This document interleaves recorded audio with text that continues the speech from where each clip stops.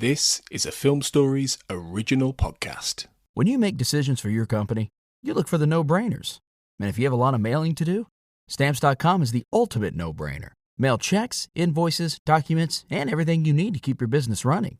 Get rates up to 89% off USPS and UPS. And with the mobile app, you can take care of mailing on the go. Make the same no-brainer decisions as over 1 million other businesses with Stamps.com. Sign up at Stamps.com with code PROGRAM for a special offer. That's Stamps.com, code PROGRAM.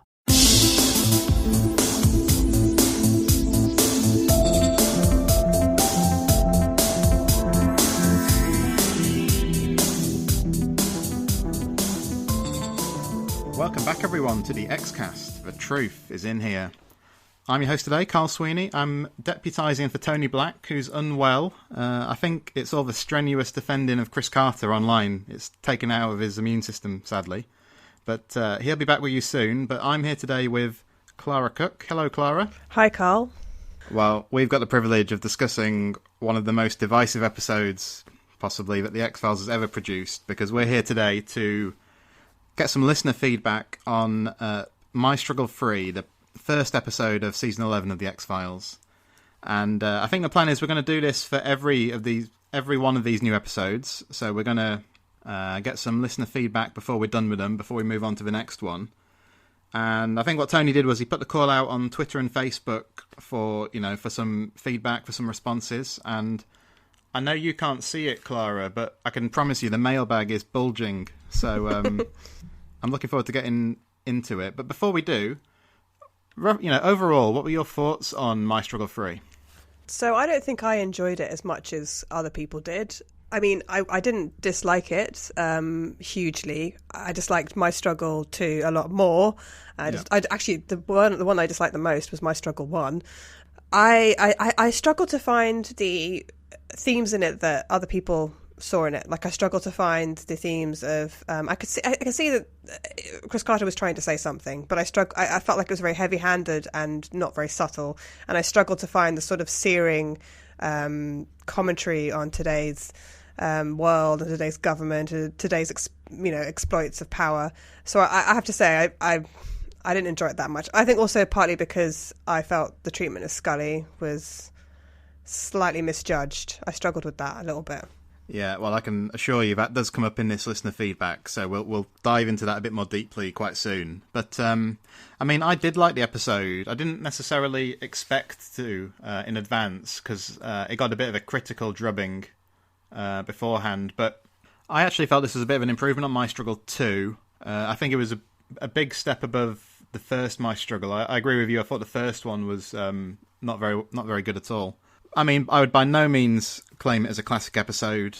It doesn't stand up with the best of the original series by any means, but I thought there was some real virtues in there. So I'm really looking forward to seeing what comes up here, what people have enjoyed and what people haven't, because I think there's going to be some strong opinions. So we'll start off, first of all, with what was said on Facebook, because these are the slightly longer messages we received. So the first one was from Lee Hutchison, a prolific podcaster in his own right, and he said that this episode was the strongest of the three parts. The plot lines with Mulder, Skinner, Cigarette Smoking Man, and Reyes were good, but I thought Scully and her visions were poor, and again, I don't care about William post-existence. The revelation about William's father works well in this climate, but I suspect that's more accident than design. Alright, so there's a couple of points there. So he says he doesn't really care about William. I'm just interested in your thoughts before we get to the issue of his parentage. It looks like season 11 is going to heavily focus on William.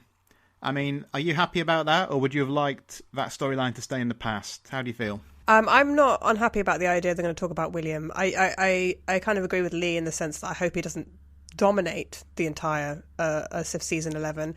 I think for a lot of fans, the fans are sort of split down the middle, aren't they? They would either like to see the whole storyline of William resolved, and if there's people who are shippers, they would like to see Scully and Mulder reunited with, I say, their son in speech marks, because because maybe it's not his son. And then there are people who felt that the whole storyline with William went on way too long, because in season 9. So much of the mythology was based around a baby, and I mean, no offense against babies, but they can't talk and express themselves in the way that like an adult actor can. So it's much harder to build a compulsive storyline around a baby, basically. I think that some people would like to see it completely resolved and sooner rather than later, so that Mulder and Scully can get on with investigating like crimes and paranormal phenomenon. And I can understand that. I would like it to see the storyline finish. It sort of feels like they introduced the idea of William, and then they sort of drew the storyline about William way too long, and then sort of forgot about it, and then he's off in the ether somewhere, and now they're bringing it back to the fore, and it was, I think the whole thing's been handled pretty badly, really. So I would like to see an end to it, but I can't say I want to see William go on and have his own show, or go on and have adventures, or I think that just doesn't feel very much like an X-Files sort of style to me. Oh no, I know what you mean. I'm happy that there's this focus on William, because I think he was so important to the last few years of the series, but that it was so like comprehensively mishandled in season 9 that I like the fact they're trying to sort of reckon with it. And I like one thing I did like about My Struggle 3 was I like this. I do like the visions, actually, because I think it makes William a presence in the story at this point, even though we haven't seen him properly. And I thought the fact when Scully says we have to wait and we have to continue to do our work, I thought that was a relatively clever rationale for them continuing to investigate X-Files, to be honest, because I thought that at the beginning of season 10, the justification for them being reassigned was very sketchy. But that's kind of season 10's problem, whereas I thought this was a bit more intelligent. It makes a bit more sense now they're going to be off doing another investigation in the following episode. So I did like that. So Lee also commented on the revelation about William's father, and you've kind of alluded to this already. So you think this was misjudged, do you, Clara? What are your thoughts? So I actually don't agree with Lee in thinking that it was sort of...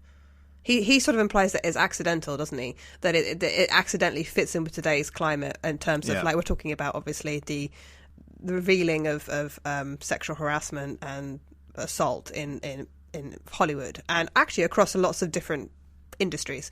And he sort of says it's an accident.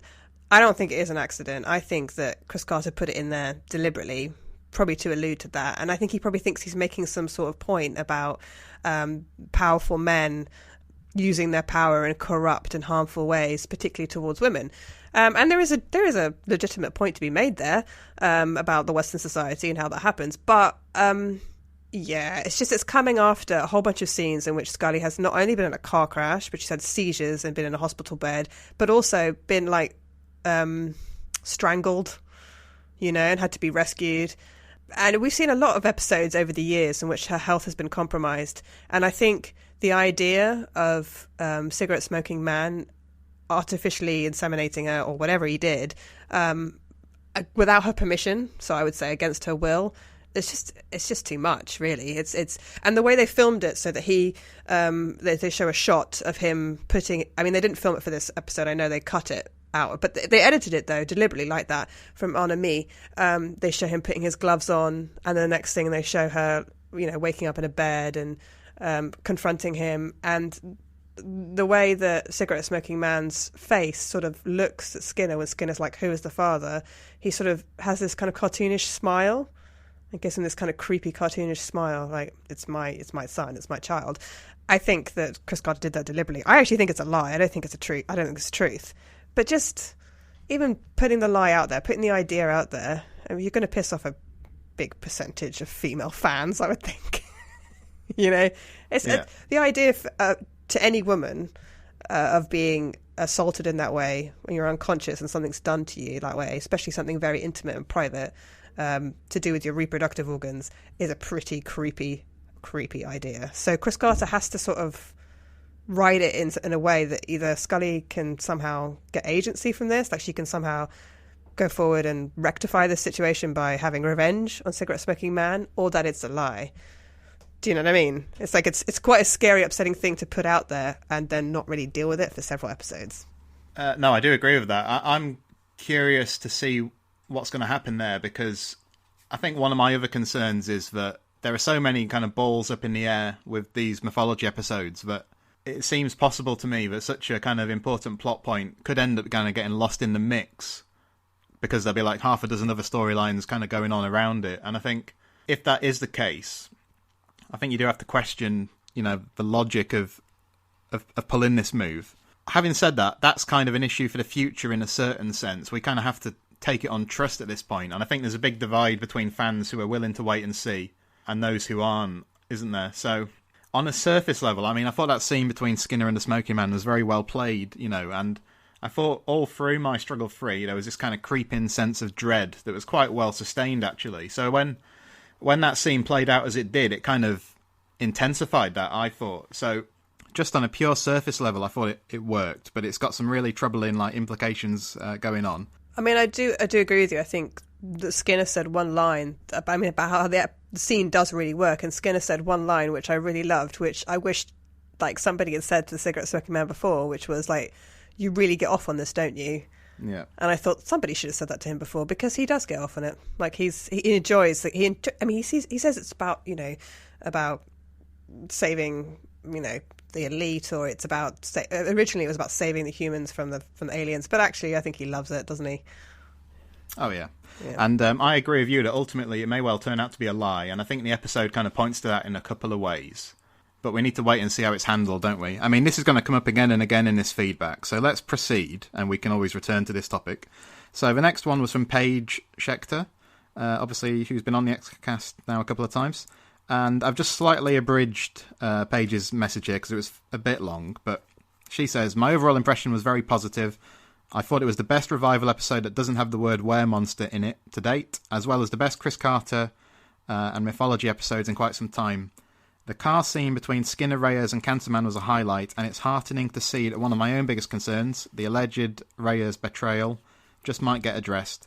Major points on Spender's return and the minimising of Miller and Einstein, and fabulous that Skinner has already had more to do than in almost all of Season 10.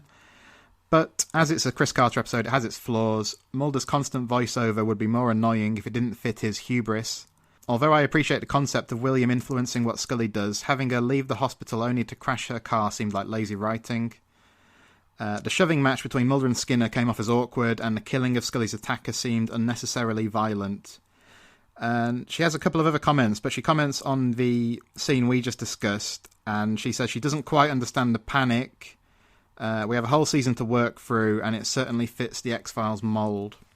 The almost complete erasure of My Struggle 2 seems like a cheat, but I enjoyed the ride. So just one point I wanted to pick up from that. I mean, she refers to the alleged Reyes betrayal. I just wanted to quickly get your thoughts on what they've done with Reyes in the last couple of appearances of her. So I was very heartbroken because I really liked Reyes, and I kind of strongly identified with her. She had a real kind of kooky sense of humour, and I sort of thought, oh, she's a little bit like me. But I yet again, I don't think she's betrayed them. I think she's either doing it for some reason that she's been pushed into it, like they've got a dog tied up in a chair somewhere, or she's doing it to protect William. I think that's what's going to come out, and I don't think so. I mean, I think I was very upset about it in My Struggle. Was it My Struggle 2? Yeah. But actually, it's having seen My Struggle 3, the new episode, I sort of think a little bit that just the contempt that she looks at Cigarette Smoking Man with, I don't know, I feel like she's playing a part. I just don't think she's... And when I thought back about the whole entire series, her defence of Mulder and Scully during The Truth, her caring for Scully when she was pregnant, like her trying her best to support the X-Files, I sort of think a little bit that this would be a real turnabout of character. So I actually think she's playing Cigarette Smoking Man somehow in some game. Yeah, no, I think she's playing a long game too, so I'm a little bit more relaxed about it than some fans. And I think the other thing the thing with Reyes does, and with Skinner, is that them having made these kind of difficult decisions, it kind of highlights, in a way, the virtues of Mulder and Scully in a way that is potentially quite dramatically interesting further along. Again, we kind of have to take it on trust, don't we, that it's going to be followed up on. But I think the problem with Reyes is because her character... I really like Reyes in Season 8. Her character kind of goes all over the place in Season 9, with the writers struggling to get to grips with her. So at the very least, this has the potential to offer us some definition and give us some quite dramatic material to work with. So also, it's always really nice to see Annabeth Gish. Like she's a very good actress. So yeah, no, it is good just to have her in the mix still. I think. All right, so Andrew Brooker, long-time Xcast guest and co-host. So left me furious. Cheap and manipulative retconning of the previous season finale that did nothing but scream, "We didn't think we were coming back, we done fucked up." Then that ending, dear lord. Ripped straight from the pages of bad trolling fan fiction. Certainly not excited for the rest of the season. I mean, I wish you wouldn't sit on the fence so much, personally. But what about? I'll tell you what. This issue of the retconning of My Struggle 2, I thought there might be a bit more disquiet about that, but people largely seem to be on board with it. I mean, did you know that was coming? Had you heard the spoilers or? No, I hadn't heard the spoilers, and I agree with Andrew. I think it's a terrible idea. I mean, we're there now, so we just have to put up with it now. But then I'm not surprised because Chris Carter retcons on a lot of stuff. I mean, if you really thought about it, if you studied the whole entire series, I'm pretty sure Scully was pregnant for 18 months, and also he retconned. I mean, think about Redux and Redux 2. Is it a conspiracy of men? Is it not a conspiracy of men? Is there aliens involved? Are aliens not involved? I mean, after a while, I don't. And I sort of said this before, is the cigarette smoking, in one of the previous pod watches, is a cigarette smoking man dead? Is he not dead? At this point, there doesn't seem to be a huge amount of... I guess you lose a sense of danger, don't you? You lose a sense of suspense if anything can be changed at any point. Why should we believe anything Chris Carter has to say? And in a way, it's kind of like Mulder believing anything, I mean, why should Mulder believe anything? He's been told so many lies, so... Yeah, I think what you lose is a sense of jeopardy. I mean, I completely agree about the cigarette smoking man. I'm very, ambivalent about the fact he's still around, but it's kind of tempered by the fact I really do enjoy seeing William B. Davis still giving good performances, but it's ludicrous that he's still around. I'm going to slightly defend Chris Carter on the My Struggle 2 thing. I think it's very clear that that's the way he planned it going in. If you look at the way he shoots that scene in Scully's office with the zoom into her eye, and then the UFO tractor beam into her eye at the end, and then when you have the EMT's flashlight in her eye in the start of My Struggle 3, I think he knew what he was doing going in this instance. So I actually felt it was about as elegantly handled as we could have expected, I mean, he did come out straight after My Struggle 2 and say he knew what he was doing. Obviously, there's a tendency to disbelieve him from time to time. But no, in this instance, I believe you, Chris. Don't worry. I mean, to a certain extent, if he knew that he was going to do that, then he's going to have to somehow now explain why William is triggering Scully's visions at this particular time. Yeah. And why not earlier or later. Yeah. When you make decisions for your company, you always look for the no-brainers. And if you have a lot of mailing and shipping to do, Stamps.com is the ultimate no-brainer. It streamlines your process to make your business more efficient, which makes you less busy. Mail checks, invoices, legal documents, books, and everything you need to keep your business running with Stamps.com. Seamlessly connect with every major marketplace and shopping cart if you sell online. Schedule package pickups through the dashboard and automatically see your cheapest and fastest shipping options from different carriers, with rates up to 89% off USPS and UPS rates. And with the Stamps.com mobile app, you can take care of mailing and shipping wherever you are, even on the go. Make the same no-brainer decision as over 1 million other business decision makers with Stamps.com. Sign up at Stamps.com with code PROGRAM for a special offer that includes a 4-week trial, plus free postage and a free digital scale. No long-term commitments or contracts.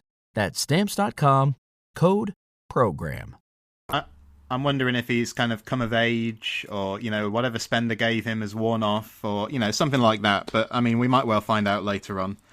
Okay, so Adam Silver. Much more assured and reinvigorated than the season 10 episodes, which I liked, and sets up a great through line for the rest of the season. The ending was legitimately shocking enough in a good way, I think, to actually be edgy, which is quite a feat for an old show competing in today's landscape. I mean, I think he is right about that it really did pack a punch, that ending, which I think, I can't really think of anything comparable in season 10 that really hit a nerve in the same way. Yeah, I mean, there was nothing like that in season 10. Adam's definitely right about this. It was And also, he's right about it in today's television. The X-Files is competing against a whole bunch of TV series that have shocking endings. I mean, just think about Game of Thrones, you know, or I'm trying to think of another example, or like House of Cards, or even something like The Handmaid's Tale just recently. I mean, that was aired, I think it was the beginning of last year. I mean, on Channel 4. I mean, it's like the shocking endings all over the place. So the X-Files does have to compete with that. So I agree with them there. That actually is a pretty shocking. I mean, and it's nice that they have years and years and years of back history to build up to that shocking ending. If they didn't have that, it would be more difficult. But because they've got years of like people caring about Scully and thinking about William and Scully's health problems and conception problems and all that sort of stuff, leading up to this, it's like a blow. Yeah, I suppose one thing I would compare it to is like the climax of the episode William, which I talked about with Tony on the podcast. And we both really didn't like the development there. But we both, at the same time, we're kind of like... because we don't think the episode pulls it off, we didn't really have an emotional response to it. It was more a case of not liking it on like kind of an intellectual level or something. Whereas I think what was good about this was that he did manage to engage people emotionally.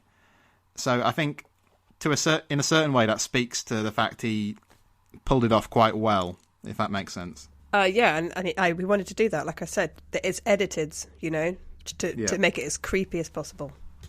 All right, so next one. Simon Parker. I've read people's issues with the episode, but I like it apart from the music. The music was too action-based. This is not X-Files music.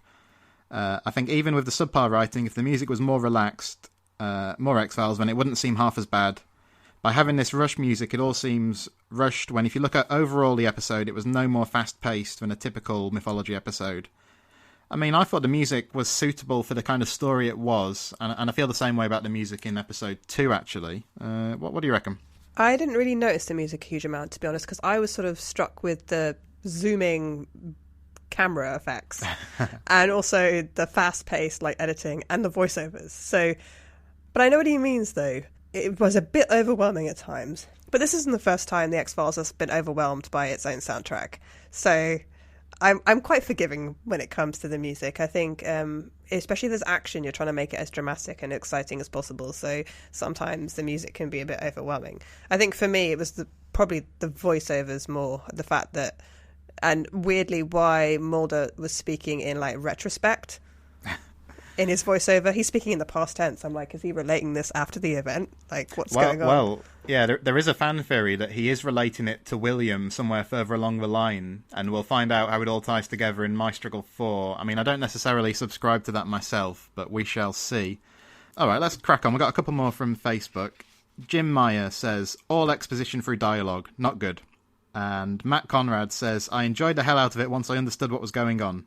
Took a few viewings, but it had me glued to the screen like no other show does. Yes, there are issues. It was very frantic, which is on par with the other struggles, and there were definitely some dialogue problems, which is also on par with Chris Carter's style. The acting and dialogue felt very comic book-like at times, which is not a bad thing, just something you have to be in the mindset for to appreciate, perhaps.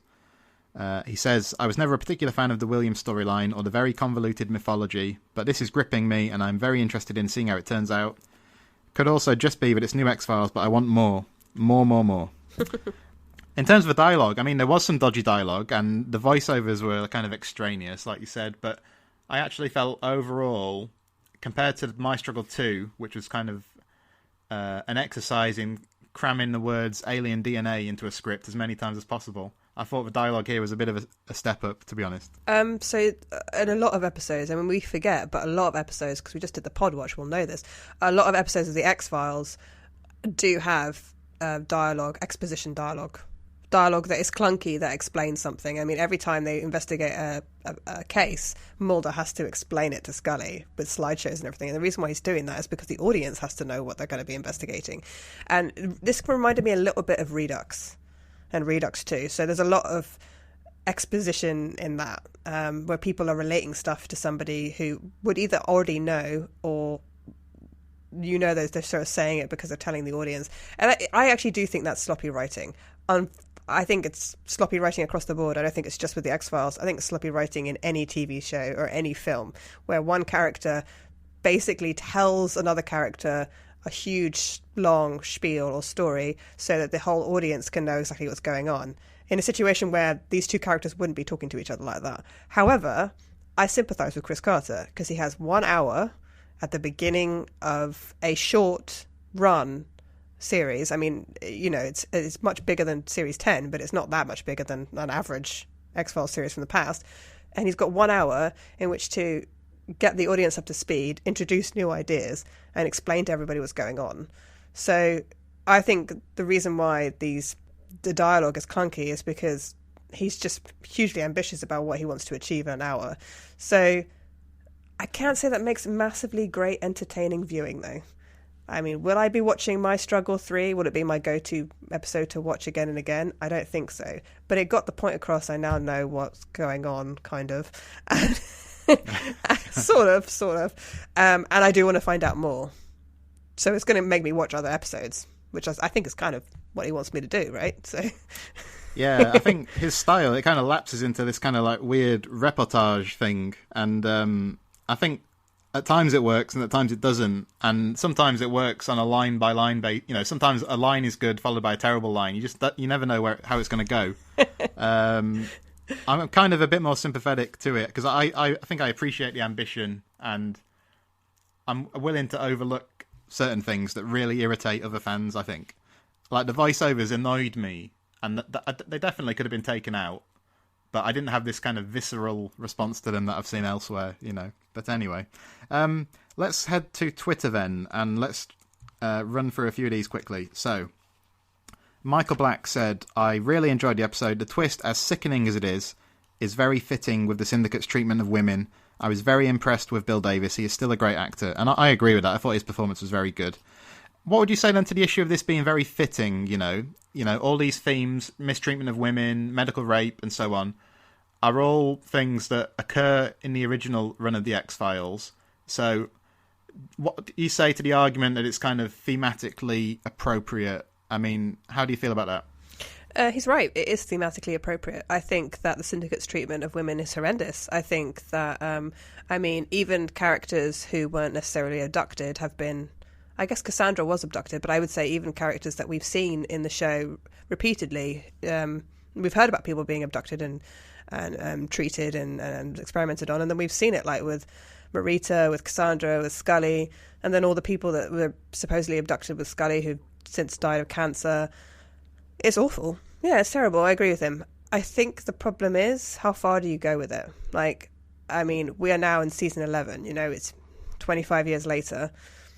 There has to be some resolution. The Syndicate have to somehow, or whatever's left of the Syndicate, have to somehow be brought to justice. And now we have a new villain who is also a woman, so I guess that makes things slightly more complicated. I mean, I think what I would say is turn it around, and I would ask maybe male fans to think about how they would feel if throughout the entire 25 years of X-Files men had been treated this way. So if like Mulder had been, and he had been abducted, but if Mulder had been abducted and sort of fiddled with in some very intimate way, you know, if men had been treated in the same way and it had been women sitting in boardrooms in suits, you know, in the dark and parking garages and stuff, making these decisions, and if we'd seen great swathes of, you know, young boys being ripped out of their homes in the dead of night, you know, by a bright light, whether it wouldn't be a little bit more creepy. I don't know. It's just how much do you want to take? I mean, how many women do you want to see abused in the show? And we've seen it in the beginning of season 10 as well. You know, the Svetlana and the fact that her baby was taken away, and you know, her being supposedly abducted or killed or whatever. It feels like there's not that many women left now. Do you know what I mean? There's only two or three really standing, and you know, they've become embittered and battle worn, and you know, scarred by what happened to them. And we get a lot more of the fallout from Scully of what's happened to her. So, you know, she's very obviously deeply distressed by that. She gave her son up for adoption, and you know, she had a lot of health problems because of her abduction, and we go through all of that. But there's not much talk about Mulder. I mean, about Mulder's trauma, you know, from being abducted and Mulder being experimented on. And Mulder seems to kind of bounce back from physical ailments and stuff. Like, he did have major brain surgery. you know. So I don't know. There is an imbalance there. It's hard to explain what, but there is one. No, I think there is an imbalance. I think one thing would be that, like, I think a lot of bad things have happened to Mulder, but one of the things that happens with Mulder is that he gets himself into trouble a lot of the time, whereas trouble is kind of visited upon Scully from time to time. Yeah, the point about Mulder's abduction, I do think that's one aspect of the tail end of the 8th season that I don't like. I don't think it follows up on what happened to him particularly well. I guess they show what happens with Dwayne Barry, don't they? They show like the traumatic stress of a man being abducted when it comes to Dwayne Barry. Yeah, and I think it's worth remembering that, for example, a story like Irresistible, I mean, for all that we criticised, the early years for having Scully kind of kidnapped ad nauseum or whatever, that can kind of cloud the issue that occasionally that was done very purposefully and in a very, interesting, thoughtful way, So I think some of this is like the pitfall of having a long-running show, go on for a long time and then return, Also, it's confusing as well, because although there's been lots of abuse of women in the show, we also have a female character in the show, like a very strong woman who is very independent and can take care of herself, who can, fight and use a weapon and use her brain and science and everything. So I think on one side, people feel that it's a very feminist type show, but on the other side, people also feel a little bit like the women are being abused a lot. So it's a real contradiction. Well, no, and it varies a lot episode to episode, doesn't it? Yeah. I mean, like My Struggle 2, I know it's kind of been undone now, but the previous episode showed Scully pretty much single-handedly pioneering a plan to save the world, But then you come back for the next season and, it's kind of completely reversed. So it's kind of hard to judge on a week-by-week basis, I think. Let's just race through a couple more of these before we wrap up. So MKB 2018 says, it would have hit me harder had I not already read the rumour about CGB stroke William. I liked it overall, but that last scene was something else. It hurt my soul. Scully being medically raped and Mulder losing out on his son, she says in brackets. And she says, then Chris Carter's Entertainment Weekly interview made it worse. I mean, I do think Carter has been flat-footed in recent interviews. And part of me sympathises in the sense that it's very easy when you're speaking off the top of your head to not convey yourself, as well as you'd like and as well as you would in like a written form. But then the other part of me thinks that, well, if you're going into an interview where such a sensitive subject's going to be raised, you need kind of like a watertight answer, Yeah, I try not to listen to what actors or producers. I mean, writers is more important because they write, I suppose. But like having loved different genres of sci-fi for a long time, I can safely say that all the actors I have liked at some point have said something stupid. I think you just have to understand there's characters and then there's actors, and the actors are not the characters. The actors are the people and the characters are fictional.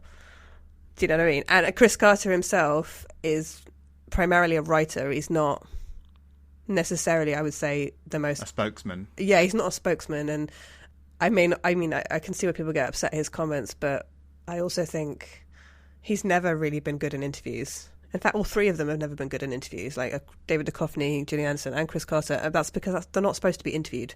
They're supposed to be making the show, if that makes sense. Yeah, it does make sense. I think he's definitely lost a step in interviews. He used to be much better, I think, at kind of giving pithy retorts. And I've been looking at some of his comments recently, and they just haven't quite landed in the way I think they were intended, Like some of his answers to the Reddit chat that he did weren't great, but... Anyway, let's get a couple more listeners' thoughts in before we stop. And so Cortland says, better than My Struggle 1 or 2. Just my opinion, but ultimately I was disappointed in the big reveal. Everything hinges on My Struggle 4 now. And how, or if, unfortunately, the show resolves this story in a way that re-empowers Scully. She says, so I'm just going to keep my fingers crossed that we end on a higher note than we started. And yeah, I think in a sense it is an unfinished story. And I think because of some of the like patchiness of Carter's like output recently, there's real like trepidation about if he's going to drop the ball or not. So I don't think that helps. I think if people had generally had a lot more confidence in him at this point, we'd see more people going with the flow for the time being. Yeah. Let's just do a couple more then. Elizabeth says, I loved it when I didn't expect to love it because the reviews weren't very good. I appreciated the breakneck pace of the episode. Also thought it felt more like the X-Files. More so than any of the episodes on season 10. The twist at the end took my breath away, which I loved. And finally for today then, so Rock and Roller Cola Wars says, I don't love the mythology episodes, but it was fine. Wish Mulder had been having the visions, though. Would have made more sense for his character. Not ready to swallow the reveal. The episode did start with Cigarette Smoking Man faking the moon landing, for fuck's sake, people. I mean, I think that's an interesting point that I wouldn't necessarily take the thing about the moon landing at face value.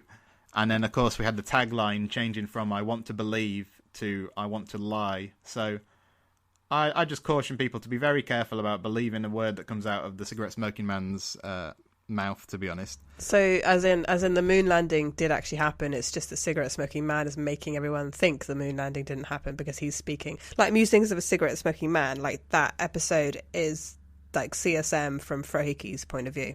Yeah, exactly. Well, He's always been a liar, and he's always been, even if he's not lying, he's very like self-aggrandizing. So yeah, I think that would be consistent with his character if he had, if the intimation that he'd faked the moon landing is in fact, fake news, if you like.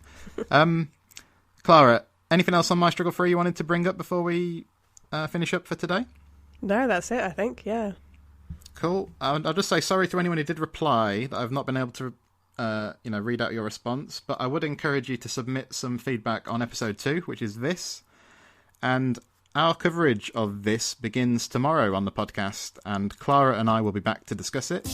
In the meantime, you can find us on Twitter at the X_cast, or you can find us on Facebook. Our group is called X-Files Basement, the Xcast podcast fan group, and there's lots of chat about season 11 going on as we speak. So thanks for listening, but until next time, trust no one.